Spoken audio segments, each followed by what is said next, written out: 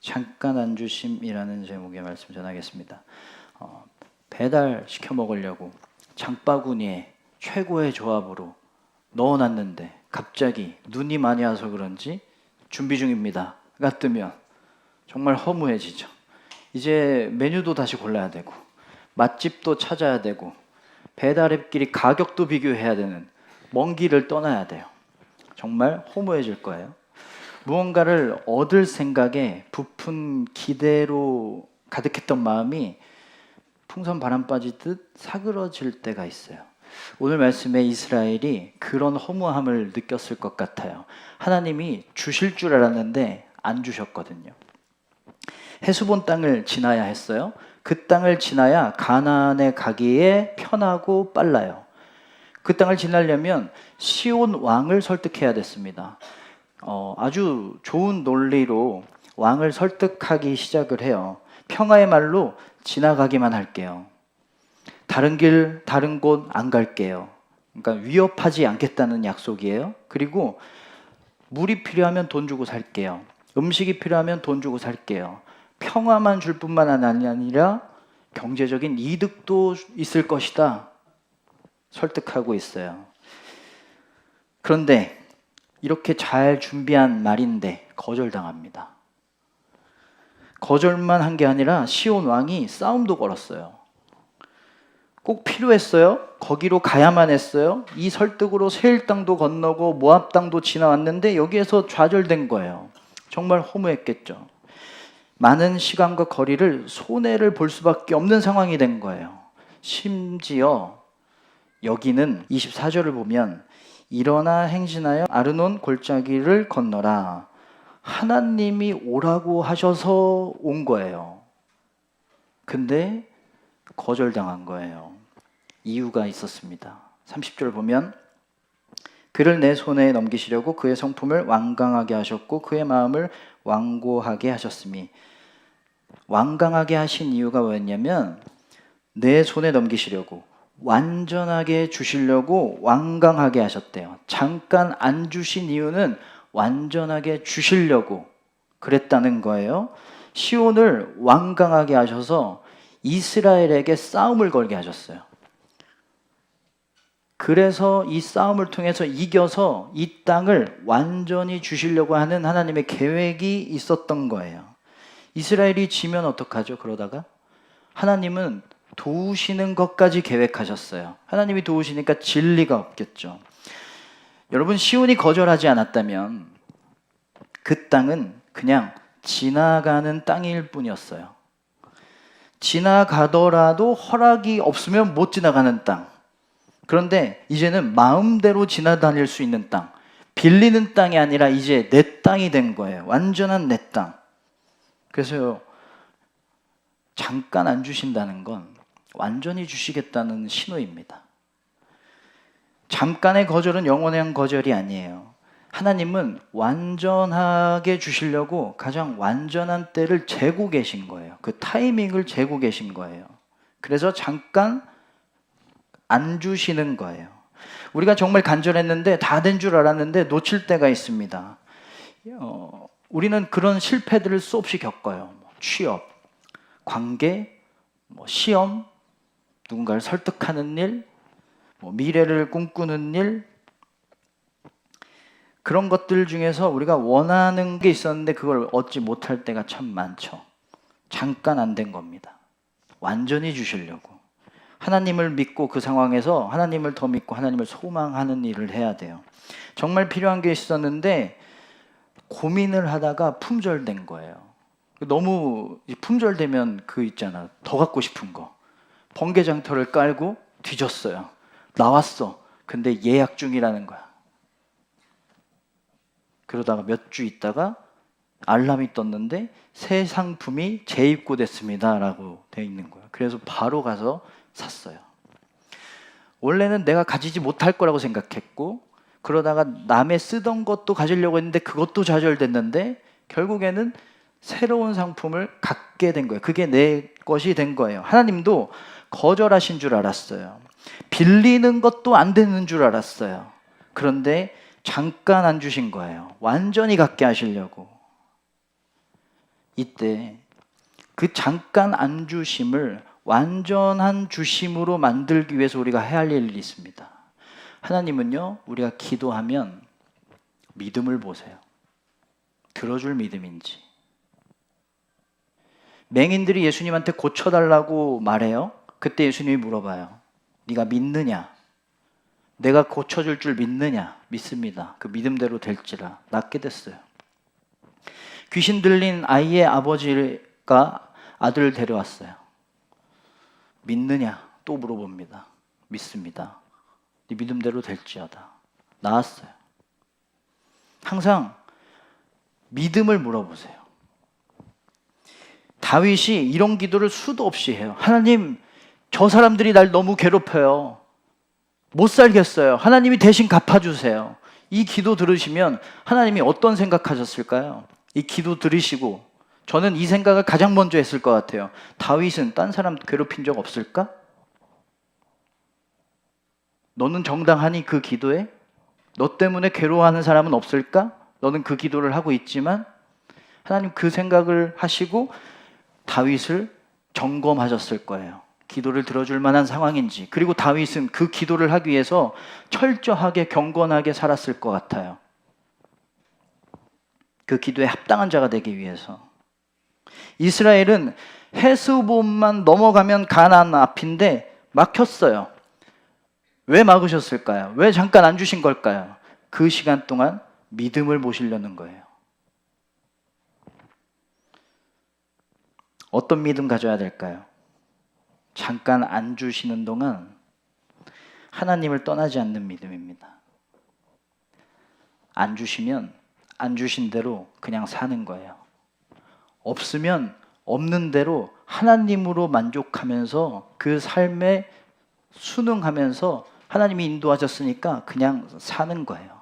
우리가 아까 찬양했던 것처럼 그 삶도 하나님이 부르신 삶이라고 믿고 안 주시면 안 주신 대로 하나님을 떠나지 않고 다른 것 구하지 않고 다른 것 의지하지 않고 하나님하고 같이 있는 거예요. 그리고 하나님을 따르는 믿음을 가져야만 합니다. 이스라엘은 헤스본 땅을 가지려면 뭘 해야 됐을까요? 시온하고 싸워야 했어요. 안 싸우면 못 가져요. 여러분 싸워야 됩니다. 두려웠겠죠. 손해볼까 걱정했을 수도 있죠. 질까봐. 아프겠죠.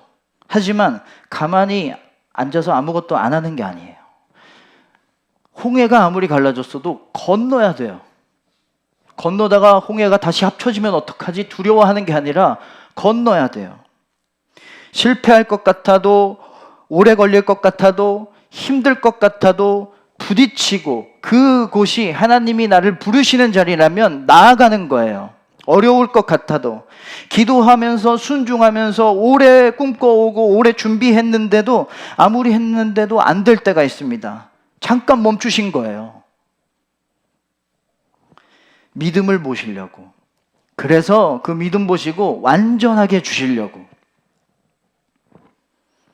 잠깐 안 주실 때, 잠깐 내 걸음을 멈춰야 할 때 더 믿음을 드리시는 여러분 되시길 바랍니다. 믿음을 드리라는 하나님의 신호예요.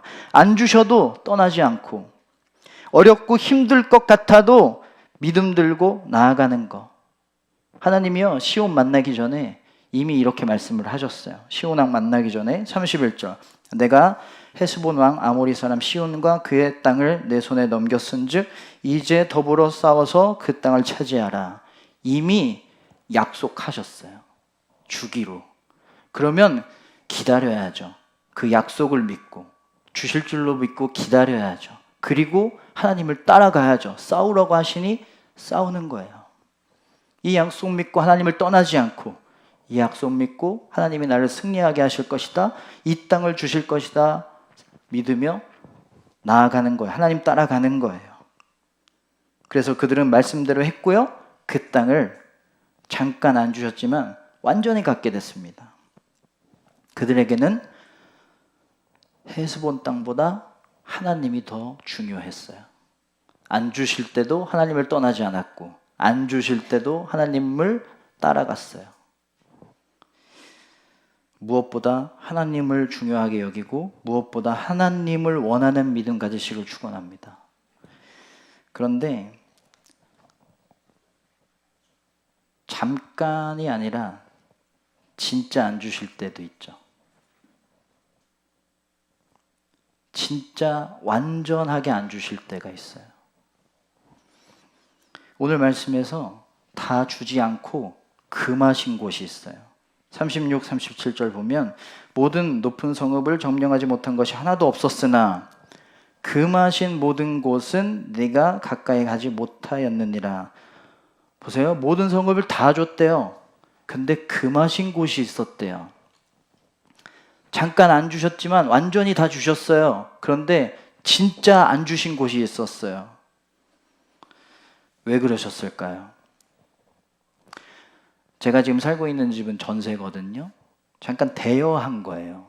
제 주소지도 저로 되어 있고 실제로 살고 있는 곳도 저지만 제 집이 아니에요. 저희 집이 아니에요. 집주인이 따로 있어요. 이 현실을 언제 제일 강하게 느끼냐면 가끔 집주인의 우편물이 우리 집에 올 때 있어요. 그러면 우리 집 아니지, 내 거 아니지. 그걸 느껴요. 그리고 그 옷장이 빌트인이에요. 다른 가구, 다른 가전들은 다 제가 산 거예요. 근데 빌트인 가구만 집주인 거예요. 옷장문을 열고 옷을 넣을 때마다 여기 내 집 아니지. 내 것이 아닌 것을 느낄 때마다, 나에게 주어진 것이 아니라고 느낄 때마다 이 집의 주인이 누군지를 알게 됐어요. 하나님이 우리에게 진짜 안 주신 이유는 뭐냐면 그걸 느낄 때마다, 주어지지 않은 걸 경험할 때마다 네 삶의 주인이 누구인지를 알라는 거예요. 네 삶은 네 것이 아니다. 나의 것이다. 성경에는 다 주셨지만 하나만 근하시는 장면들이 꽤 많이 나오거든요. 에덴 동산에서 다른 거 다 먹어도 돼. 그런데 선악과는 먹지 마. 성막에서 지성소는 1년에 한 번 대제사장만 들어갈 수 있어요. 이 에덴 동산은 네 것이 아니라 내 거야. 이 성막은 내 거야. 네 것이 아니야. 전쟁을 해서 승리를 해도 승리를 얻었는데 승리해서 얻은 물건은 갖지 말라고 하실 때가 있어요. 그러다가 아간이 몇 개 빼돌려서 쉽게 이길 수 있는 아이성 전투를 진 적도 있어요. 이 승리는 네가 한 게 아니야. 내가 한 거야. 이 전쟁의 주인은 나야. 하나님은 금하시면서 내 삶의 주인이 누구인지, 이 일의 주관자가 누구인지, 내 꿈을 이루는 주관자, 나를 이끌고 나를 다스리는 자가 누구인지를 알라고 금하시는 때가 있는 거예요. 11조를 내죠. 다 가져도 10분의 1은 나를 주라는 거예요. 하나님을 주라는 거예요. 뭘까요? 네 삶은 내 거야. 그렇게 네가 일을 하고 있는 거 네가 잘해서 그런 게 아니야. 내가 보내준 거야. 주인이 누구인지를 알라는 거예요. 그걸 알아야 또 이길 수 있으니까. 내가 가진 건 다 하나님이 주신 거예요. 그리고 아직도 주실 것들이 많이 있을 거예요. 고난을 당했을 때 이길 수 있는 힘, 사랑, 은혜, 선하신 인도하심.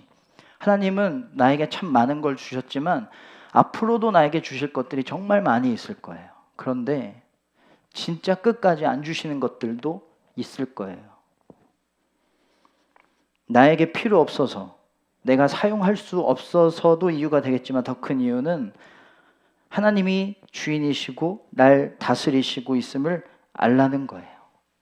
나에게 주어진 게 많이 없다면 그만큼 내가 하나님의 것이라는 것을 알게 되는 기회로 삼으시길 바랍니다. 하나님, 저는 이게 없고 이만큼 없지만 이것으로 하나님이 내 주인이심을 알게 됩니다. 나에게 하나님이 주인이시니 난 충분합니다. 하나님이 날 다스리시고 날 인도해 주시니 충분합니다. 믿음으로 안 주심을 해석하세요. 그런데 정말 놀라운 일이 오늘 본문에서 일어납니다.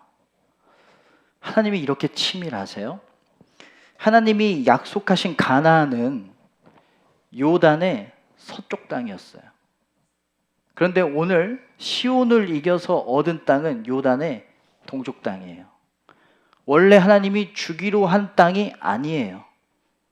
근데 이 땅을 주신 거예요. 서쪽만 주시려고 했는데 동쪽도 주셨어요. 여기에 12지파 중에서 르우벤 지파가 이 요단의 동쪽 땅에 들어가는데, 왜냐하면 민수기 32장 1절 르우벤 자손과 갓 자손은 심히 많은 가축들을 가졌더라. 르우벤 지파는 가축이 많았어요. 근데 이 땅이 어땠냐면 민수기 32장 1절 그곳은 목축할 만한 장소인지라. 목축하기에 최적의 땅이었어요. 금하신 곳이 있었어요. 그런데 금하신 만큼 다른 것을 주신 거예요. 다른 것을 더 주신 것에서 끝나는 게 아니라 가장 딱 맞는 땅을 주셨어요. 목축할 수 있는 땅.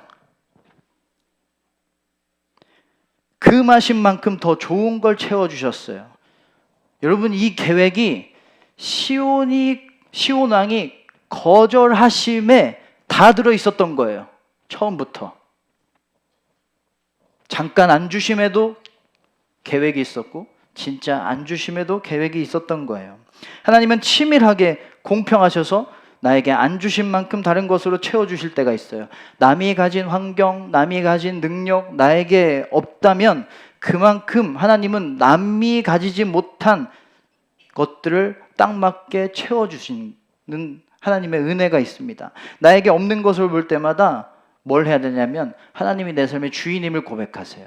그러면 하나님은 내 삶의 주인 되셔서 그 믿음을 기다리고 계셨다가 그 믿음 보시고 공평하고 치밀하게 딱 맞는 걸로 나의 필요를 채워주실 거예요.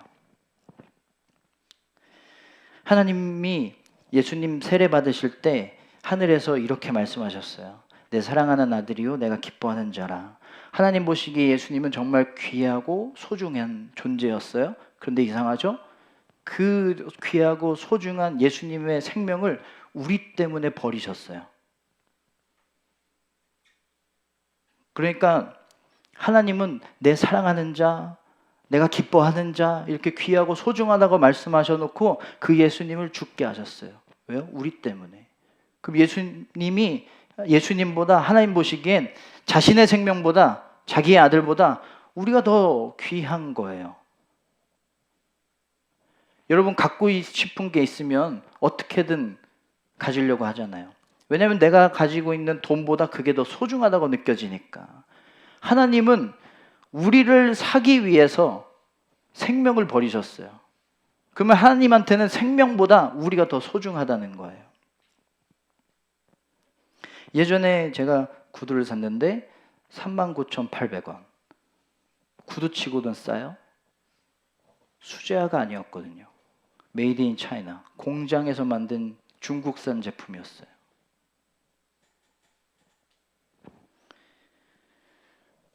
누가 만들었는가에 따라서 값이 달라집니다.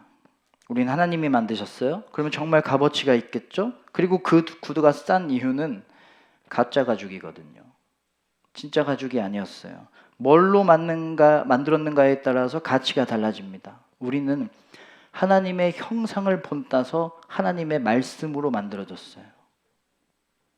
하나님이 만드셨는데 거기에 하나님의 형상을 넣으셨고 하나님의 말씀을 넣으셨어요. 정말 귀하죠? 우리 값어치가 그 정도예요? 좀 부담스럽죠? 그 정도는 아닌 것 같은데? 근데 하나님도 아세요. 하나님도 막 그렇게 말씀하실 거예요. 그래, 니네 그 정도는 아니야. 내가 너네를 위해서 십자가에서 죽은 건 니네가 그 정도라서 죽은 게 아니야. 그렇게 값어치가 있어서 그런 게 아니라, 너네의 가치가 무한해서 내가 죽은 게 아니라 내 사랑이, 너네가 하찮아도 내 사랑이 무한해서 죽은 거야. 그래서 은혜죠. 귀하지 않은데 귀하다고 인정하시고 사랑하시는 거예요. 그런데 이게 끝이 아닙니다. 제가 신은 그 구두랑 마이클 조던이라고 알아요? 농구의 전설? 그 선수가 우승 경기에서 쉬는 농구화 중에 여러분 뭐 가질래요? 내 구두 새 거여도 줘도 안 갔겠지. 근데 마이클 조던의 농구화는요, 실제 경매에서 30억에 팔렸대요. 누가 사용했는가에 따라서 값어치가 달라져요.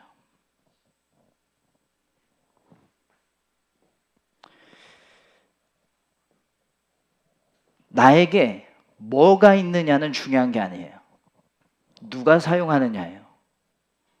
우리가 죄와 유혹에 이용당하도록 내버려 둘 것인가? 아니면 하나님께 사용되도록 내어드릴 것인가? 내가 가진 것이 무엇이든 얼마이든 하나님이 사용하시도록 내어드리는 게 중요해요. 하나님의 말씀으로 만드셨고 예수님의 생명으로 사셨고 성령님의 선하신 인도하심으로 우리를 사용하신대요. 내어드리세요. 내 것의 주인은 하나님이에요. 내 삶의 주인이 하나님임을 믿고 내어드리세요. 작고 약한 것이라고 해도 적은 떡과 물고기 같을지라도 내가 이걸로 큰 일을 행할 거야 라고 말씀하실 거예요. 하나님은 주심을 통해서 은혜를 주시지만 이렇게 안 주심을 통해서도 은혜를 주실 수 있는 분입니다. 하나님은 우리가 정말 은혜 받기를 원하셔서 그 은혜로 살기를 원하시고 그 은혜로 우리의 힘듦과 고난을 이기길 원하셔서 그 은혜가 없으면 우리가 못 산다는 걸 가장 정확하게 아셔서 은혜를 많이 주고 싶으셔서 주심으로도 은혜를 주시고 안 주심으로도 은혜를 주세요. 모든 것으로 다 은혜를 주시려고 해요. 빠름으로도 은혜를 주시지만 느림으로도 은혜를 주실 수 있어요. 성공하는 일을 통해서도 은혜를 주시지만 실패하는 일을 통해서도 은혜를 주세요. 모든 일을 통해서 은혜 받으라는 거예요. 기쁨으로도 은혜 받게 하시고 고난으로도 은혜를 받게 하십니다. 강함으로도 은혜 받게 하시고 우리가 약할 때도 은혜 받게 하세요. 지금 느림과 안됨과 약함, 어려움과 결핍, 실패를 겪고 있다면 거기에도 은혜가 있습니다. 그 은혜를 발견하는 방법은 안 주신 걸 보면서 내 삶의 주인이 하나님이라는 것을 믿음으로 고백하는 거예요. 그리고 그 주인이신 하나님을 떠나지 않고 끝까지 하나님을 따라가는 믿음, 하나님과 함께하는 믿음. 잠깐 안 주셨을 땐 선하게 인도하시는 하나님과 함께하라고 하십니다. 진짜 안 주셨을 땐 내 삶의 주인이신 하나님께 엎드리라고 하십니다. 이걸 한마디로 하면 없는 것을 쫓아가지 말고 없는 것을 있게 하기 위해서 없는 것만 바라보며 하지 말고 그럴수록 더 하나님 바라보고 더 하나님을 구하라는 거예요. 하나님, 내가 다른 것이 아니라 하나님 한 분으로 만족하게 해주세요. 나에게 없는 그것들보다 하나님을 더 원합니다. 하나님과 함께 사는 삶을 구합니다. 부족한 게 많아도 하나님을 향한 갈망은 넘치게 해주세요. 내게 있는 것으로도 지금 내게 있는 부족한 것으로도 하나님 선하게 사용해 주세요. 라는 믿음으로 하나님께 나아가야만 해요. 그리고 하나님은요 이미 다 주셨어요. 생명을 주셨잖아요. 내가 준 것보다 내가 줄 것보다 나를 더 사랑할 수 있겠니? 나는 이미 내 생명보다 너를 더 사랑했어. 그 믿음이 내가 준비한 것들을 받게 할 거야. 하나님은 나에게 필요한 것보다 하나님이 주신 것보다 하나님을 더 사랑할 수 있냐고 물어보고 계십니다. 안 주심도 은혜고요. 더 주심도 은혜예요. 안 주셨든 더 주셨든 하나님을 주인으로 모시고 하나님과 함께하는 것 자체로 만족하는 믿음으로 살아가시길 바랍니다. 그 무엇보다 하나님을 더 사랑하고 그 무엇보다 하나님을 더 원하고 더 하나님을 구하는 하나님의 은혜를 구하는 아무것도 없는 자 같으나 모든 것을 가진 자 되는 우리가 되기를 주님의 이름으로 축원합니다.